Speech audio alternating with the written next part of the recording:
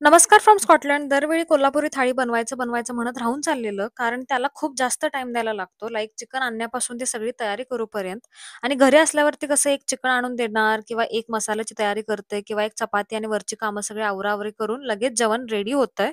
पण म्हणलं एक दिवस जाईल पण मनासारखं खायला भेटेल. त्यासाठी जाऊन पहिला तर चिकन घेऊन आलो. त्यात ड्रमस्टिक्स होते म्हणून त्याला कट केलं आणि प्रॉपर खाटी घासल्याचं फील झालं. इकडं आल्यापासून जरा जास्तच इंडिपेंडंट झाल्यासारखं वाटतंय. चिकन पण कट करता येते आजकाल. मग पहिला चिकनला कांदा, टोमॅटो आणि हळदीची फोडणी दिली. त्यानंतर मसाल्यासाठी सुकं खोबरं आणि तीळ चांगलं भाजून घेतलं.